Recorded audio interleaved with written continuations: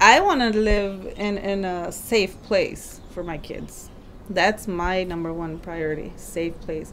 It could be the richest or it could be the poorest, it could be whatever it looks like. But if it's safe, and my kids are going to be walking down those streets.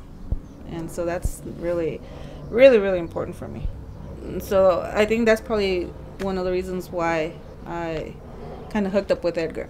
He started it and he kind of has that that little push. The idea is that you first start with the home, sort of the improvement of the home, and then from there, by leveraging local assets, like Rosa or Henara or Felix or Rosario, like people who have the skills, who possess the skills to actually do the improvements to the home, that you then sort of start to empower the individual, and from the individual to the family, and then by extension to the neighborhood, and then to the larger community. The Watts House Project is an ongoing collaborative artwork in the shape of a neighborhood redevelopment. So artists and architects and residents working together to imagine changes to the interior, exterior, front yard and backyard of the homes that are on the street, and then also beyond.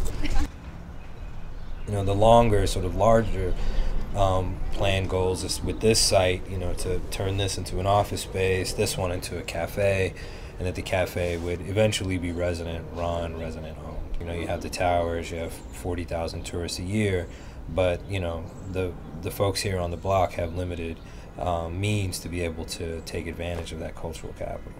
But what's unique about the time that we're in now, as opposed to when the project began back in 1996, is that the environmental movement has become like a green economy. So it's actually something which is vibrant and has currency, and people sort of understand the value of sort of a more ecological perspective. And this whole sort of rising class of the working poor, and people who will never get above the poverty line no matter how much they work.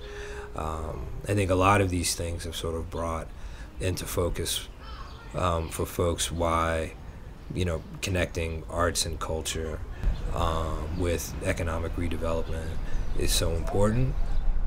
Some people had told me that some of the people on that street want to come over, and so we're like, I don't say no, you can't come, they're all welcome, because it's all part of trying to help everybody.